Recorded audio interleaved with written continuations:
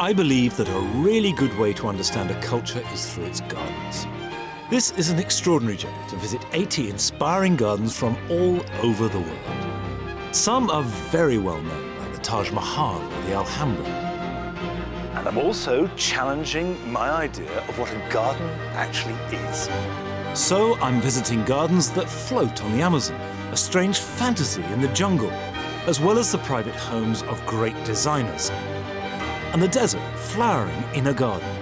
And wherever I go, I shall be meeting people that share my own passion for gardens and my epic quest to see the world through 80 of its most fascinating and beautiful gardens.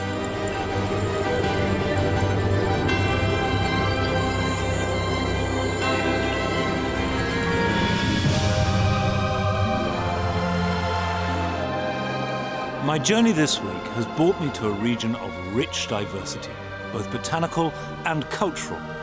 It's a steamy tropical subcontinent with some of the fastest growing plants and cities in the world, Southeast Asia. This is Bangkok, the capital of Thailand and one of the noisiest, dirtiest, most polluted cities in the world. And it's the starting point for my journey to find the real exotic tropical garden. Now, we in the West have taken plants and the concept of the jungle garden and put it in our northern backyard.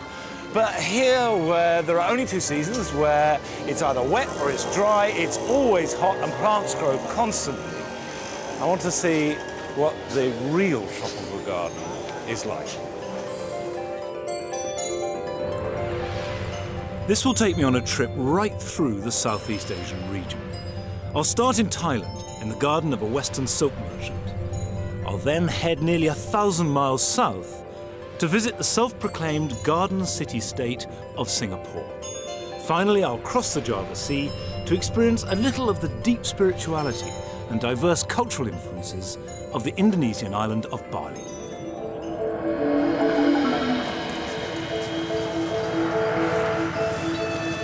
Our fascination with lush tropical plants has been going on for at least 200 years, and it's growing. There are many urban gardens that are using that in their backyards, and a garden as well. We made a jungle garden. But it's in an idiom that actually was forced by a set of circumstances that were partly industrial and partly political, because the British Empire started to take over the Asian world and bring back plants as part of colonization. People made more and more money, bought large houses, and wanted trophy plants to show off, to show their status. And then the development of plate glass and cast iron and cheap fuel meant that vast glass houses, like the one at Kew, could be made so people could go in and immerse themselves in what they thought of as a jungle.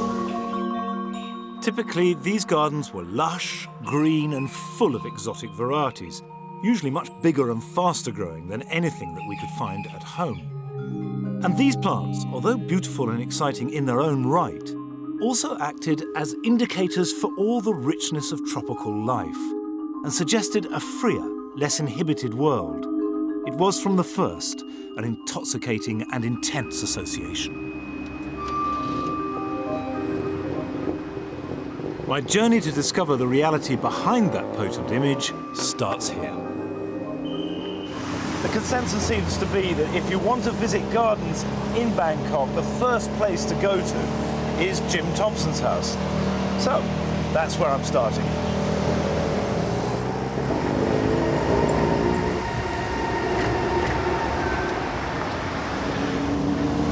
If you're in Bangkok, you've certainly got to take a tuk-tuk. But the one disadvantage is if you're taller than about 4'6", you can't see a thing. In 1946, Jim Thompson, an American entrepreneur and bon viveur, moved to Thailand and proceeded to revolutionize the Thai silk industry. His house, right in the center of Bangkok, sits surrounded by a densely planted tropical garden.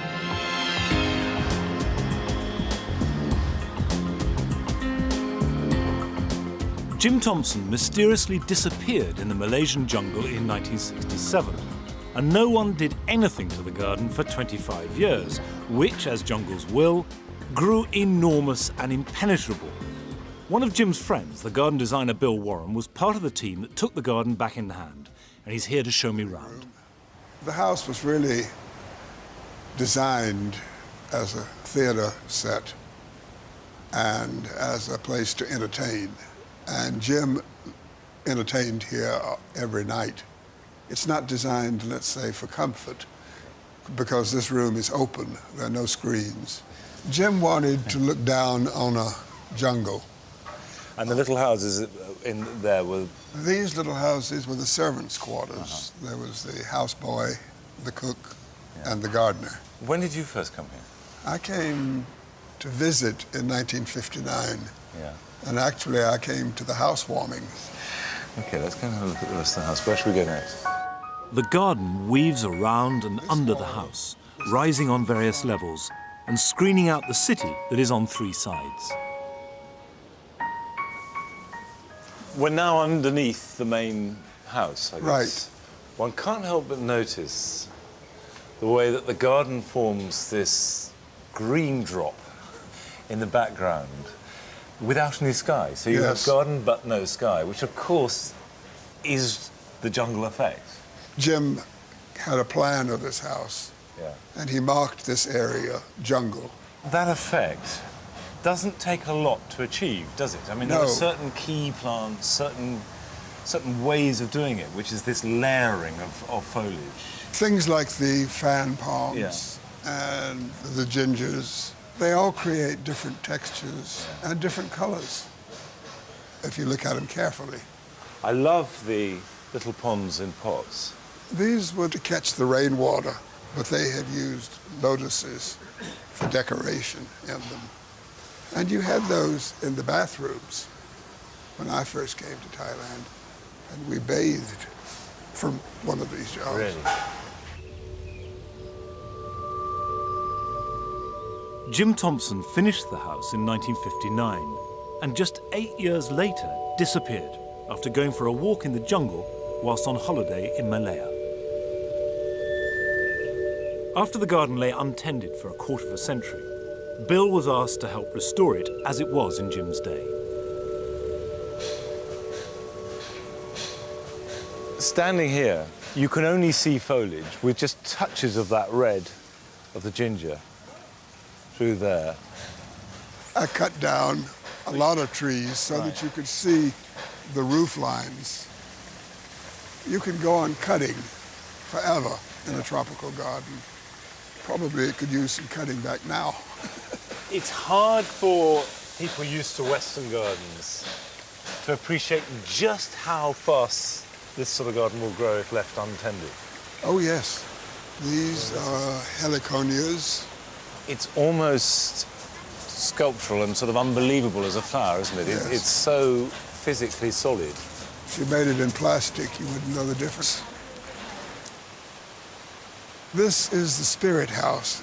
Every Thai residential or business compound has a spirit that's supposed to watch over the fortunes of the people who live in it. Every day they make offerings of burning incense, flowers, to keep the spirit happy.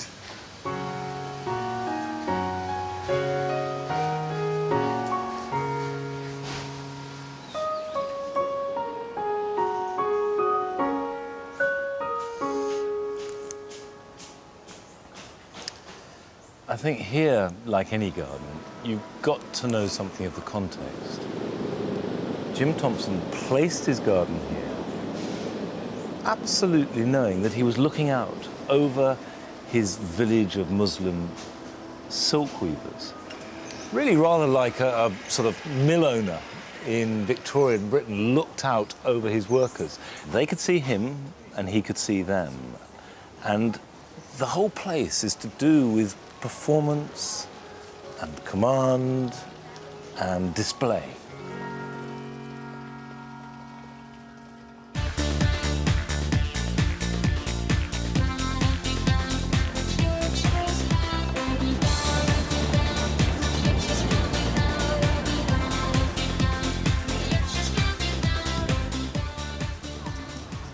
I like Jim Thompson's garden.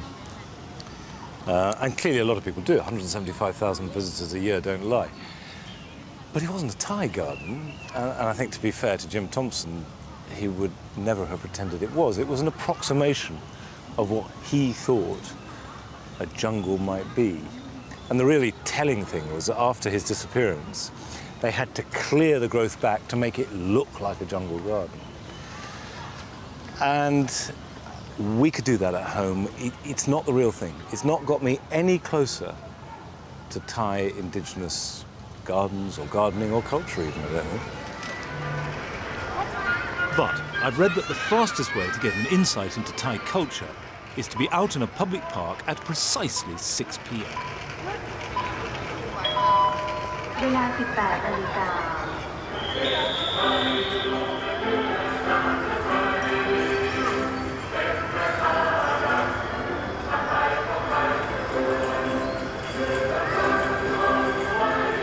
Guidebooks will tell you that everybody stops for the national anthem, but actually seeing it happen is an extraordinary thing.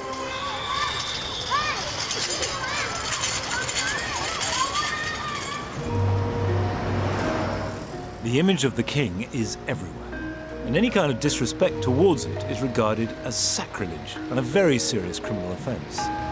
The royal palaces, then, are places of huge significance to Thai people.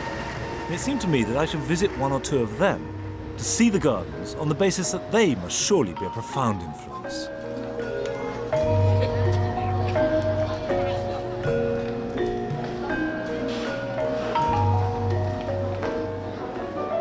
The best-known royal palace is the Grand Palace, which is a major tourist attraction.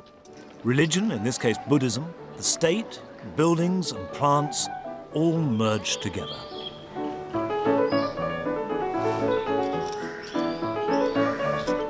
It seems to me to be a surprising and eclectic mix, with tightly clipped cloud topiary, strongly influenced by Chinese gardens, Thai temples and shrines and massive buildings. It's all fascinating, but very strange. Now, the Grand Palace definitely tells me something about Thailand, but not a lot about any kind of gardening style. And to try and get closer to that, I'm leaving the centre of Bangkok to visit the King's horticultural project, situated in the grounds of his official residence, the Chitlada Palace.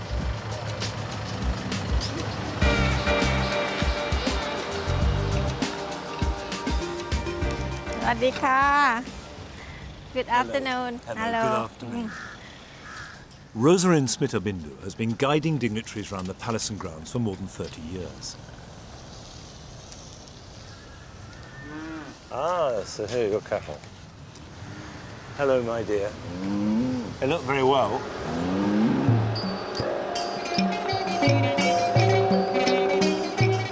Clearly, these are not your ordinary palace gardens. Since 1961, the king has been using his grounds to try out sustainable methods of food production that his subjects can then apply in their own gardens. How many people work in this project? About 700. 700? Yes. Now, what are you growing on these plots? This is rice field. But during this time, we grow mung bean, soya bean, and peanuts. That's for rotation crops. And then when do the rice go back in? In August. And this is to keep the birds off, is it? Yes. We have lots of birds here because not far from here, this is our demonstration forest. There's a lot going on here, isn't there? Yes, this is from 1961. So for the last 45 years, Yes. His Royal Highness has been building up this demonstration for the Thai people or Yes, for himself? yes, for the Thai people because he learning by doing here and he also have it educating people. So why we have lots of visitors come here to see the projects. I came expecting to see something that fulfilled my preconceptions of a palace garden. But Rosalind has more horticultural research projects and labs to show me. This one aims to protect the disappearing biodiversity of Thailand's indigenous species. It's getting dark now.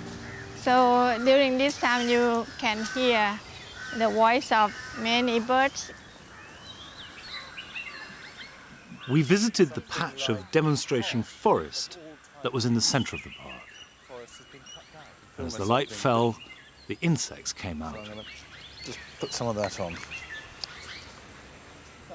The park is remorselessly practical. and felt a little bit more like a corporate research station than a garden. But inside this jungly bit, despite the paved walkways, you do get a hint of what almost all of Thailand must have been like until relatively recently. The jungle was not something that you would try and cultivate. In fact, it was kept firmly at bay. The king's projects at the Chitlada Palace are designed to be an example for his subjects to follow, and as such they do work. Today, Thai rice growing has apparently been transformed by the work done here. I can't help feeling that there's one element glaringly absent, and that's any sense of aesthetic. I mean, it just wasn't very beautiful.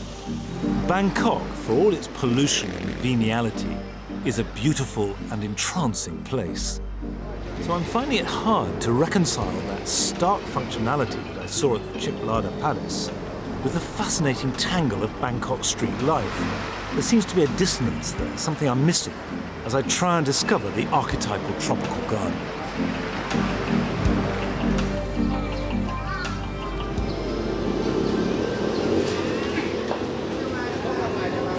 Well, I've had a night's sleep, a chance to think about it. And I think the best way to understand this problem is to go from the very top of Thai society in the Royal Palace down to a more ordinary level and have a look around and see what people are growing at home.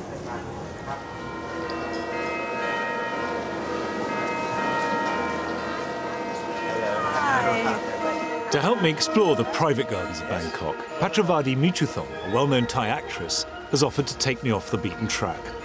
Well, off the track altogether, actually, because we're off to explore the Klongs. A klong is the name given to any of the waterways that still vein through Bangkok, despite the relentless development of the city. And the name is a good start. Who couldn't love anything called a klong?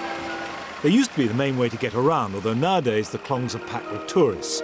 But you can see the gardens all the way along them, from the poorest shack to the grooviest apartment. Do people not mind the noise? We do mind, but nobody does anything about it. But lots of plants. I mean, every balcony. Yeah. It's every Thai heart, there's always some softness. But are they particular plants? The plants you see, they're very common plants that grow very easy. You don't have to water it all the time. Like this one, this pink flower, it grows by itself, really. The bougainvillea. Easy to look after. So people don't really want to garden. No. They want the plants, but they don't want to look after them. Right, it's hot. It's hot. So too hot to work outside? Yeah, in your country, it's cool and you need the sunshine. We hide from the sunshine. We don't like sunshine. Okay. It's too hot. What about in the rainy season? Oh, then it's too wet. Okay. That is fabulous. I'm going to take a picture of this because I like that. Beauty have to be useful. Beauty has to be useful. Yeah. To see how beauty and usefulness coexist in a Thai garden, Patravadi suggested that we stop at one of the houses and ask to have a look around. สวัสดีค่ะ สวัสดีค่ะ ค่ะ เดี๋ยวเข้าไปดูสวนหน่อยได้ไหมคะ นี่ อันนี้บ้านอีกบ้านหนึ่งอ๋อ นี่บ้านหนึ่งอ๋อ this is his father's house. Okay, that's his father's And that's his house. Okay, so... In Thailand, we like to live together. Okay. Next to each other. It's handy. It certainly is handy. Oh, look, plants everywhere. And beautiful pots there. Great, big, lovely pots. Now, this is his home. Here we go.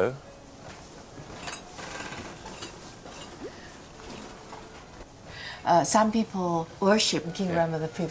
It is very popular among Thai people. Yeah. And these whiskies, all these whiskies. เก็บไปดูเล่น เป็นการดูเล่นสวย I just like the boxes. They look good. He's right. Yeah. And then this beautiful garden. Yeah. So all these plants. And what is this plant here? This is a tree. When you eat the fruit, you can eat lemon, and it's sweet. Interesting. So, does he enjoy growing these plants? คุณลุงสนุกไหมในการที่จะทำสวนเนี่ย ก็คือเราก็ทำแบบเวลาว่างมีเวลาว่างแล้วก็ทำทานได้เลย He said it's for relaxation, a little exercise. The fruits, the vegetable he can eat, and they are how to say chemical free. And we have here what looks sort of like an apple or a... It's the same family Yeah, as the apple. this here. We call it putsa. Putsa. It's delicious. Is it? Yeah, it's delicious. You like your food, don't you? Very good, I like that. Thai people like to eat. We eat all the time. Well, you eat very, very nice food. So, we'll let this boat go by. For the houses on the river, it's just like displaying, you know, flowers in front of the house and screening the pollution from his home. I mean, I don't know this flower here. What is this one here? อันนี้ย่าหนุนแมวครับ Cat. Cat's whiskers. So I mean, does he find it easy to grow these plants in pots here on the river? เราราดน้ำไปไม้มันก็จะผุหรืออะไรนี่แล้วก็กลัวจะ He has to be careful because when you water the plant, the wood gets heavier. Yes. So the balcony can go into the river. Something I hadn't thought of.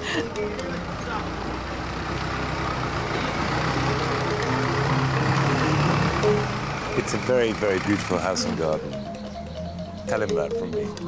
บอกว่าเป็นบ้านที่สวยแล้วก็สวนที่สวยมาก ขอบคุณครับ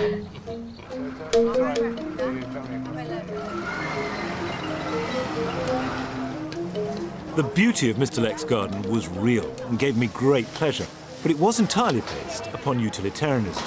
It was not created as anything like our idea of an exotic tropical garden.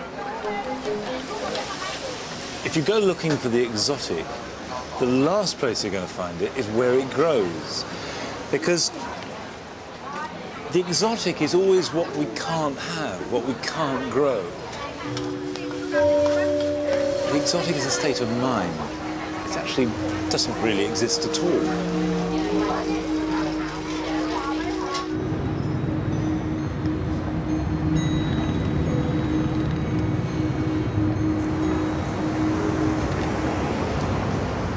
It's time to leave Bangkok and move on.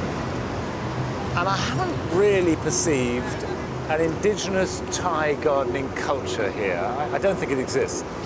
But Bangkok's a modern city and it's changing fast, and you can make a garden here in a matter of weeks because of the extraordinary climate. So it's possible to develop a style for gardens as opposed just for plants very, very quickly. And it could happen.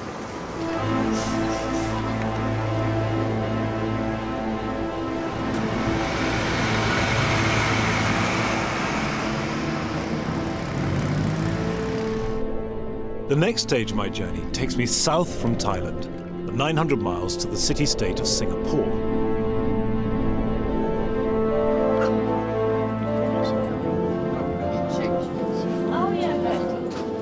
I'm making the journey by train, racing through the Malaysian jungles and palm oil plantations and enjoying the most civilized way that there is to travel.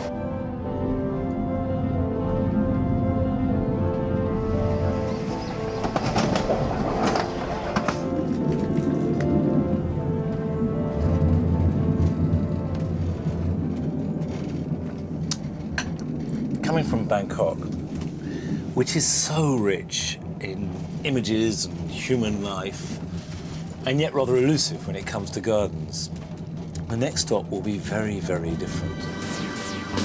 For the last 40 years, the government in Singapore has been pursuing a program of self-consciously greening the 270 square miles of this densely populated island nation. Today, it promotes itself as a city in a garden.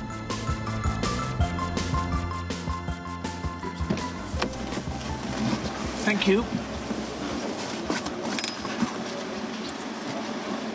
I'm staying at the Shangri-La Hotel because it was built in 1971 right at the vanguard of the corporate drive to make Singapore a green city. The centerpiece is the lush, very green tropical garden right at the heart of the hotel, with soaring planting down in the well of a balconied courtyard.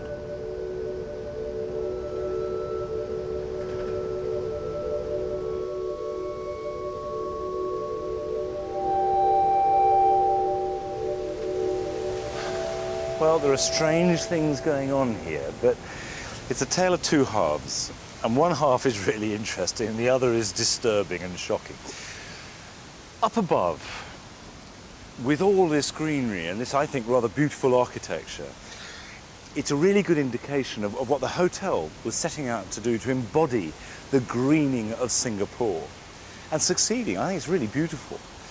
Down below, you have this weirdly horrible phony wood balustrading and steps, which looks like a bad theme park and could easily put you off. But this is not a garden. This is really to get at the concept that is the greening of Singapore. And for that, it's really good.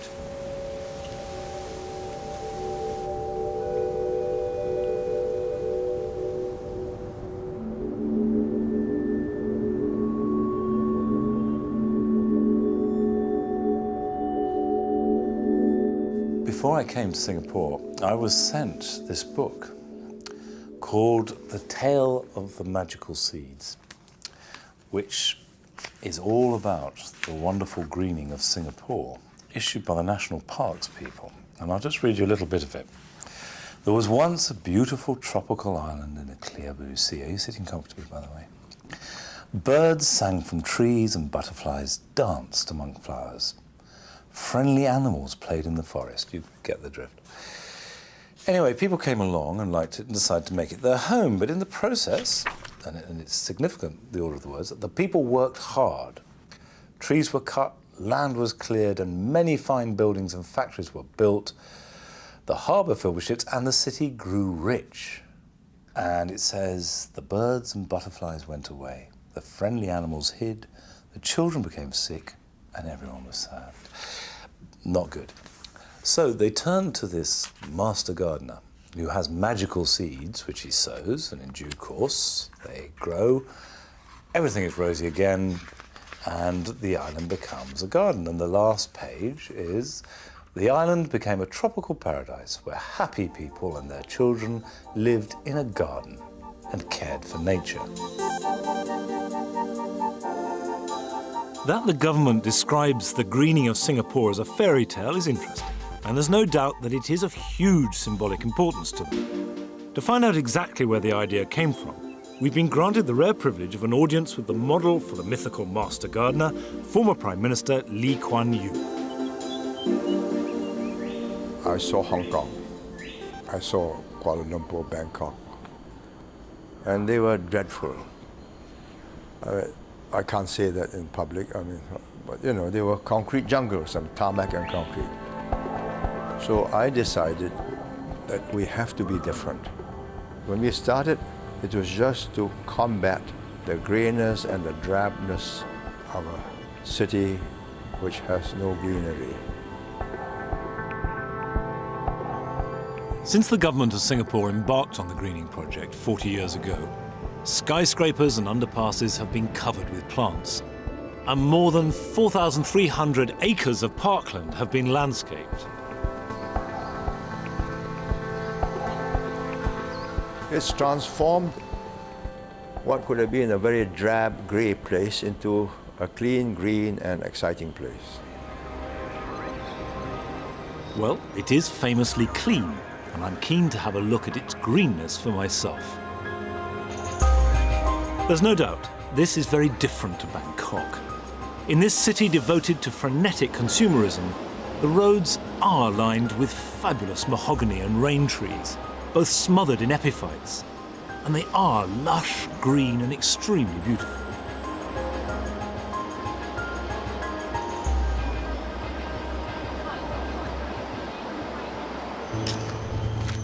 As part of Lee Kuan Yew's green fairy tale vision, parks were laid out to give Singapore's densely packed population places to relax in, to take exercise and be stimulated.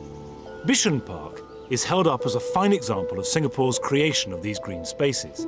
I'm told that it's packed at weekends, but during office hours, it's all but empty.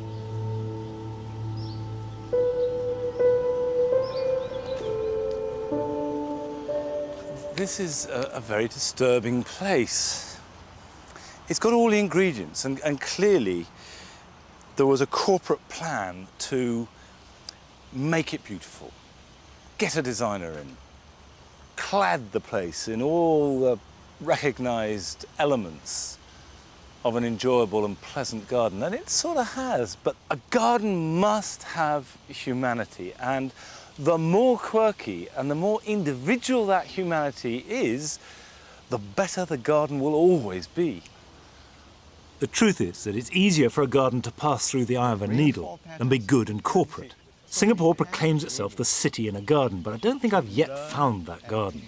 Dr. Lawrence Leong Chi Chu is from NParks, the government department in charge of the greening process. Maybe he can help me solve this conundrum. If we indeed want to be a city in a garden, so that the city actually rises from a garden ambience, then we need the presence of the garden everywhere you go. How would you define a garden as opposed to a park?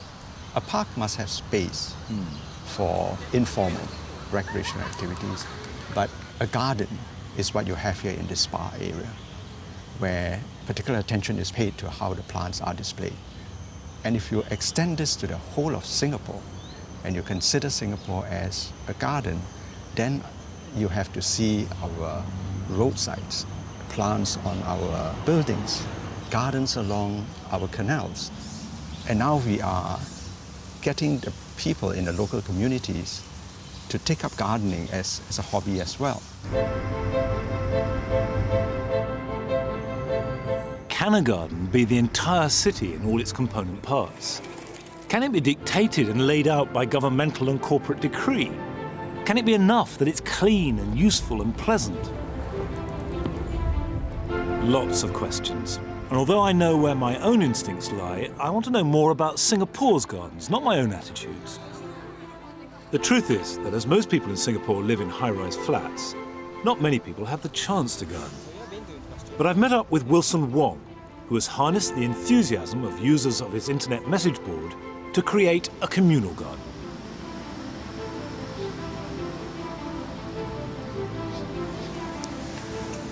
Wilson, tell me the story of this garden. When did it start? This garden was started about 2 months ago. Yeah. It was an initiative started by me to actually bring gardening to the residents who live in this estate. And who designed it? I was the one who designed it. So you conceived it, you got the money raised, you persuaded people to do it, you've designed it. It's pretty much your baby. Yeah, you can say that. And what have you got at this end? Okay, in the front part of this garden, Yes. we actually designed it in a medicinal garden in a Yes. European garden style. So it's a herb garden based on a sort of European Renaissance model, really. Yes. Yeah. We bring it to Southeast Asia. Okay. I mean, this here, these cat's whiskers. Yes, correct. I last saw these in the backwaters of Bangkok. I never thought I would say that, but there we are. Yeah, It's true. yeah. I have learned to appreciate the constant climate, all year round summer. We do not need to actually observe the seasons. Over here, you can just plant or plonk in whatever you want as and when you want it.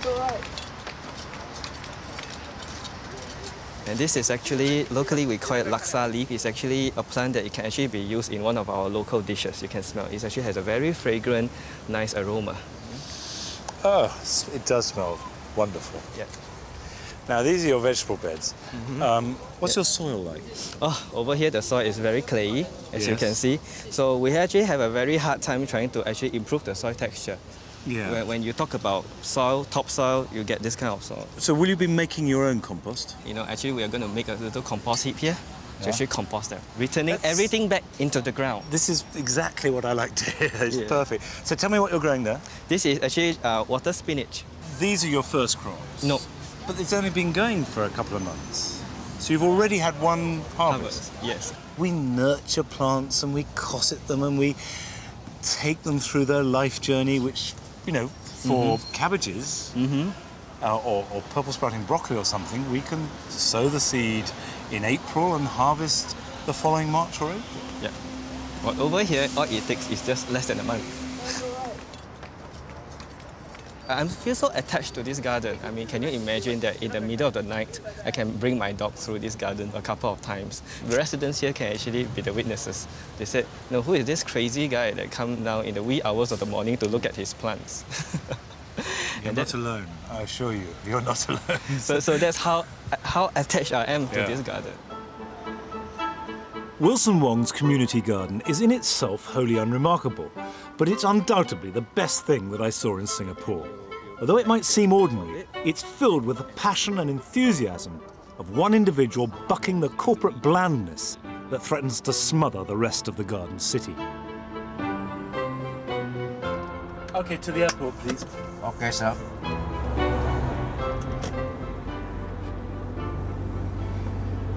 There's no doubt that Singapore is really eager, desperately even, to present itself as a garden city. And I think it's completely genuine in that, to create what they call the city in a garden.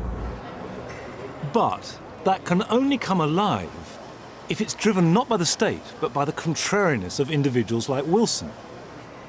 Predictably, at the airport, there's a display of orchids under the harsh terminal lights. Lush, exotic, beautiful, but completely artificial and rather depressing. And I feel further away from my idea of a tropical paradise than ever. But things are looking up, because my next stop is Bali. And on top of its obvious attractions, I know that gardens are completely central to the local culture.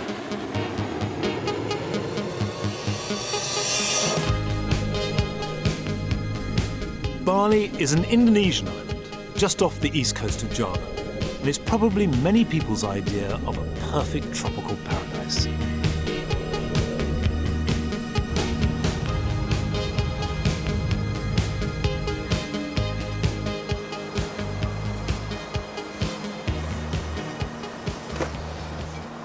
Wow. How about that for a view? That is magnificent. The contrast with Singapore is dramatic and exciting. It feels as if the hunt for the ideal tropical garden is back on. And I celebrate by buying myself a snazzy piece of local headwear.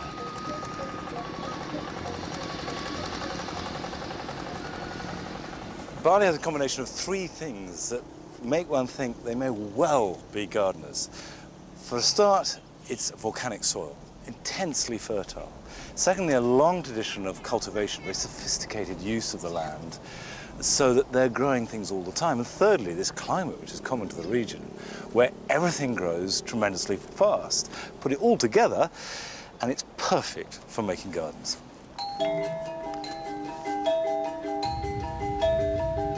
To really understand that Balinese gardening tradition, you have to know a little about the predominant religion. Unlike the rest of Indonesia, where the majority are Muslim, more than 90% of Balinese practice their own version of Hinduism, which gives them a deep and ingrained respect for the natural world. And if I really wanted to get under the skin of the modern domestic Balinese garden, I was told that I should first go to a temple garden, and the best known of these is Pura Taman Ayun. It was built in 1634 as part of the capital of the ancient kingdom of Mengwi.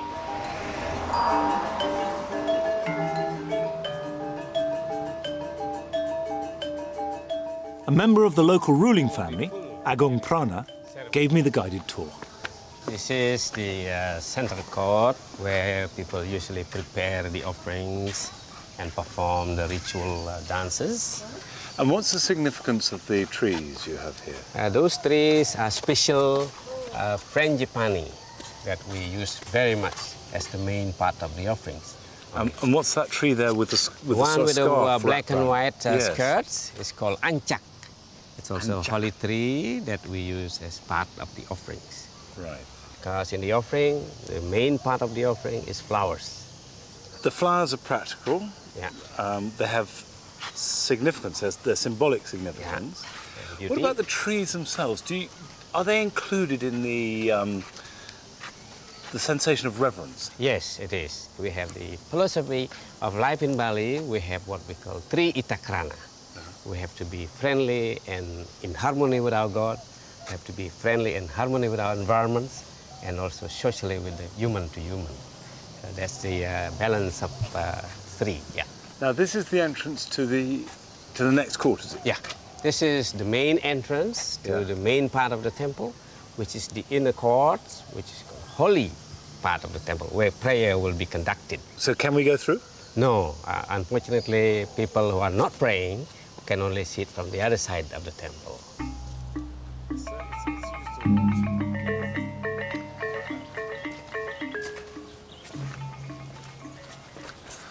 Oh. My word. So this, I hadn't expected to see this. Yeah, this is the inner court of the temple. Yes. The holy part. And this part is surrounded by the water.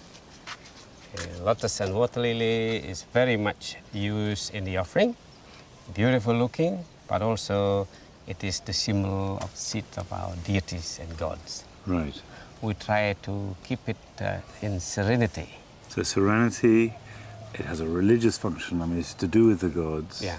And it's just beautiful. Yeah, That's all together. Now, explain to me the different functions of these buildings. Those with the black roof, they are the shrines. Yes. And those buildings with the grass roof, they are the place of the offering, place for the ritual singers, and then also the place for the priests to conduct the ceremony.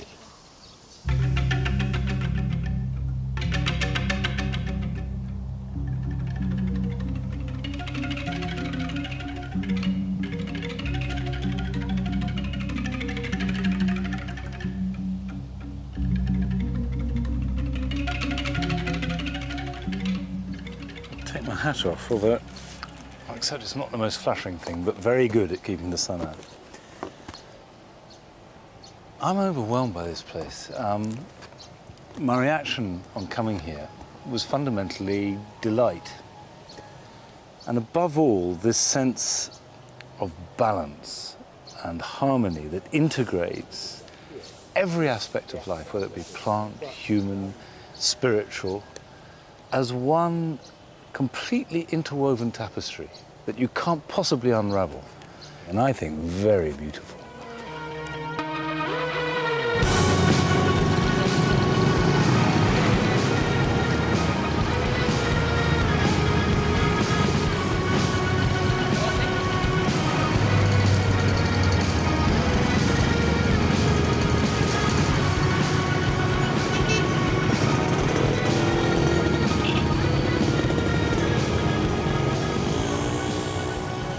Now, it is important to square both sides of the equation of the spiritual and the normal human life. And to get the humanity side of things, whoops. Hello. I'm busy in a minute, okay? I've taken myself to the Kumbhasari, which is the night market in Denpasar, which is about the busiest place I've ever been to in my life. However, even in here, the spiritual is to be found.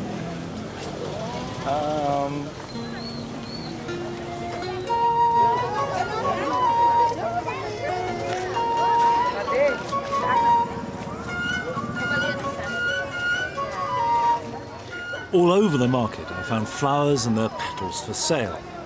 These aren't for decoration, but, just as in the temple, they are the ingredients for making offerings to the gods. The completed offerings, intricate baskets that are said to represent the universe, are also made and sold here.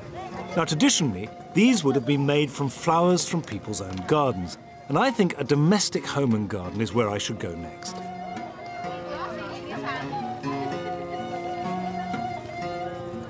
But before that, I need to sleep.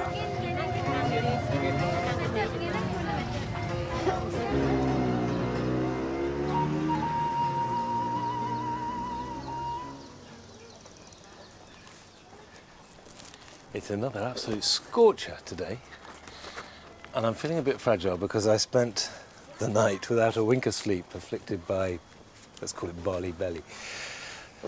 But there's still lots to see. And having seen the way that temples were laid out and all the ritual and significance that's tied into plants and how people use them, now I'm going to visit a private house which is in a compound, and an awful lot of Balinese people live in these compounds which are laid out in many of the same ways as a temple.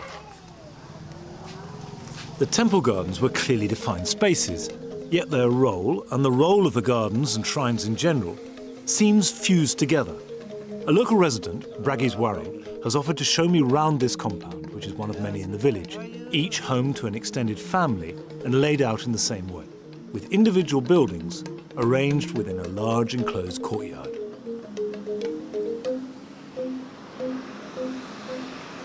This is a house for living.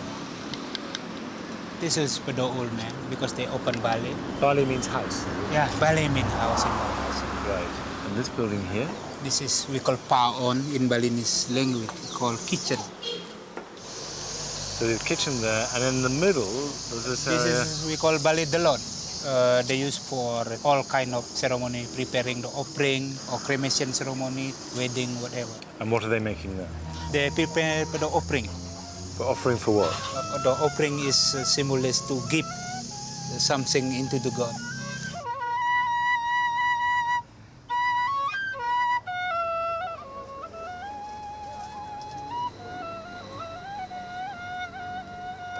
Now what we have here looks to me like a little temple or a shrine. Everyone, even in modern life, they have a small temple in the house. Can we go through? Yes. So you have plants inside? Yeah, this is hibiscus, I think. That's why we need the flower. You need the flowers? Yeah. And This pinka, we call. pinka. This used for the high paper. Do you have a plant for a bad tummy? For the somebody have what you call that when they're pregnant, they have. No, I'm not pregnant. That's what the one they have here. Okay.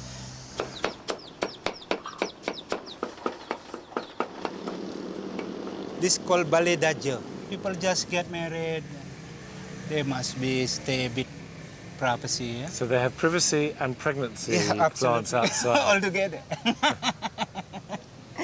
Very useful. Yeah, very useful. useful. And also this plant, we call lily gondi. And does it have a use? Oh yeah, they use for the anti-mosquito actually. And what's over there with those huge coconut trees? Oh, this we call tebel. Tebel. Tebel main garden, yeah, the back garden. It's cooler here, isn't Yeah, it? it's quite cool for us. Well, quite cool. It's actually just roasting hot. as hot as anything, but slightly less hot than outside.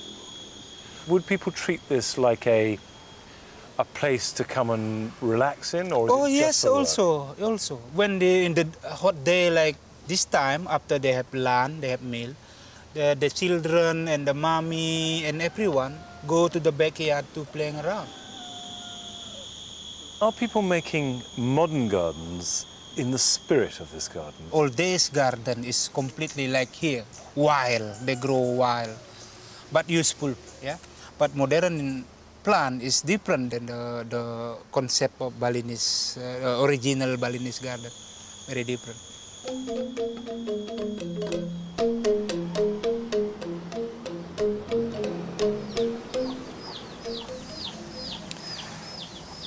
There is one big question that has to be addressed, and that is this a garden?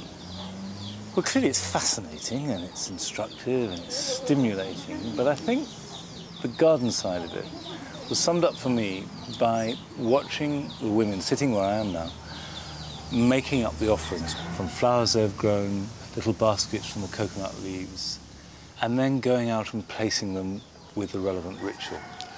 And that whole process, using plants, sitting in the center of the household, relating to their gods and balancing everything, balancing their entire world through these plants, seemed to me the essence of what is happening here. And it's not something I've ever found in this way anywhere else in the world.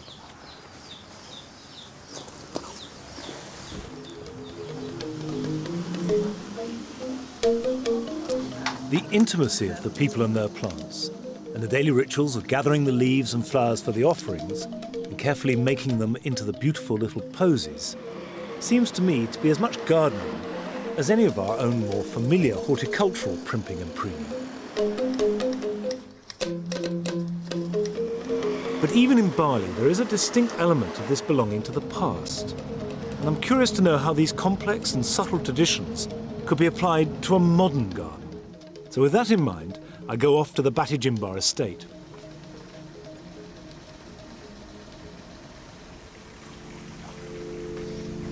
As Bali was opened up for tourism, first in the 30s and then more fully in the 70s, wealthy holidaymakers wanted their conveniently westernized luxury holiday homes to be adorned with gardens with a Balinese feel. Guests on this estate have included Mick Jagger and Jerry Hall, and it's rumoured Princess Diana. Already it's clear that there are elements of the compound here. But as you walk in, there is a distinct aura. Money. In contrast to what I've seen elsewhere in Bali, the house is distinctly luxurious, and the gardens are landscaped and grand. But the real attraction, and actually something we haven't seen at all yet, looking for this paradise, is this.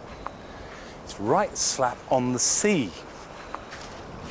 The warm tropical sea lapping just a few feet away from the edge of the garden.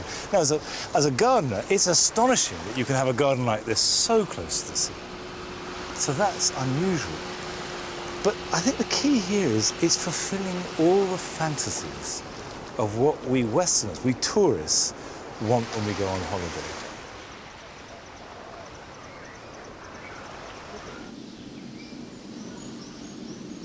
The ceremonial house is handsome, and the banyan tree is by far the most striking example I've seen on the whole of this trip. And the shrines are genuine. They're in the northeast corner, the boundaries of the garden, but there's none of the mess. There are no chickens walking around in it. It's very sanitized. This is a wonderful tropical holiday retreat.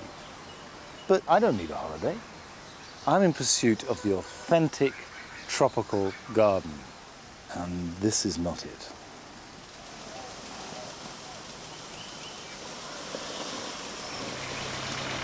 Okay. The Batajimba Gardens represent the beginning of a modern Balinese gardening style, but they were laid out over 30 years ago, and so now I want to see how modern Balinese design has evolved.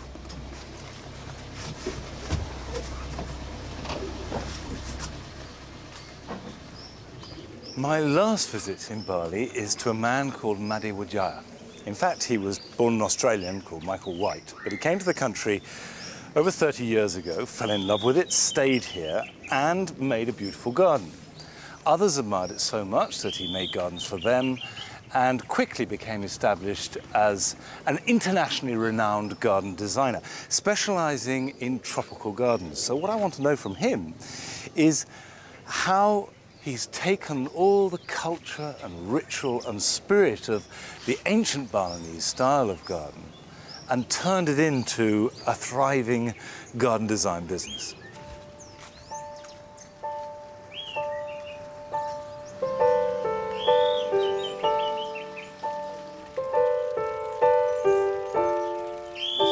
It must be you. Hello. How are you? Made arrived in Bali in 1973 by, at least according to his version, swimming ashore after first jumping ship during a violent storm. And whilst perhaps this is not the whole truth, the story seems to fit his larger-than-life persona. Somehow it's not surprising that this garden started off as a commission for someone else until he realised he liked it so much he had to keep it. When you began to create gardens using Balinese courtyards and traditions, did you have to jettison any of the Balinese cultural history, if you like? And how much did you have to bring in to put on top of it? Having grown up in Sydney, which was a subtropical paradise with artful, natural English design trends, it was easy for me in my work to introduce a more natural look, and it became known as the Bali style. But at the same time, I was very influenced working with the Balinese gardeners and living in a Balinese society by the fecundity, the wild colours, the incredible statuary, the peopling of the gardens with all of these shrines and things. So, in one way, I've been trying to keep the shrines and the idea of a spiritual garden, I guess, without it becoming too kitschy or cheesy or Disneyland. I'd like you to talk me through your garden here, because clearly it's based on a compound. But the compounds that I've seen have had almost no aesthetic consideration at all. That seems to be incidental to the practical uses. Yet clearly here, this is primarily aesthetic. I wanted it to be first and foremost a little mini history of all the different Balinese landscape trends. So I chose red brick shrines, and then I had water features that I'd seen in the palaces at East Bali. I've tried to collect ornamental courtyard trees and shrubs that you find in Balinese temples and palaces. The last one is a sand garden, which is a homage to the old sand gardens of the temples of Sano, the coastal gardens, the gardens of the littoral. Made's garden is a complex series of interconnected courtyards, which at once feels authentically Balinese and yet also thoroughly modern. How do you feel about Westerners coming to Bali, seeing the light and the lushness and the fecundity, and then trying to recreate it back at home in grey London or Paris or New York? I mean, do you think that can work? It really doesn't work. I'm forever being led into houses all over the tropical world. No, you must see our Balinese garden, and it's like the Antichrist. You know, it's this horrible cultural prostitution almost, but it's also very bitty and nasty. I think you always need to have cultural and geographical reference in a garden. It's better. How much of that do you think is going to be lost as the culture changes, as inevitably it's going to? Bali has a way of surviving. It survived Islamification, it survived colonization, it's pretty much survived mass tourism. Will it survive the real estate boom, which is putting the garden down? Let's see. Made's garden was not what I'd imagined would be the goal of my journey, but I loved it.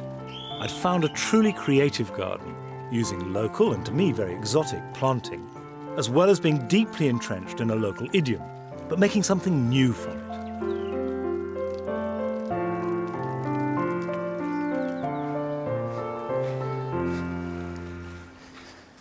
I set out on this trip to find the perfect tropical paradise, the garden that was the prototype for all those tens of thousands of jungle gardens that are made at home. But I've come to the conclusion that it's a fantasy. It's a figment of our holiday imagination, and what we're trying to do is store that experience so that we can feed off it like a battery. Nevertheless, over the 2,000 miles I've travelled throughout Southeast Asia, I have seen fascinating things along the way, all suggesting some kind of tropical ideal. There were the practical, busy gardens of the Klongs in Bangkok, and the wonderful compounds in Bali. That overwhelming lushness and fecundity right across the region. And the modest but intense passion of the new gardeners in Singapore. All these had elements of the idealized exotic garden. But as for that real tropical paradise, mankind will always be looking for that Shangri-La, that wonderful place. And actually, it exists within you.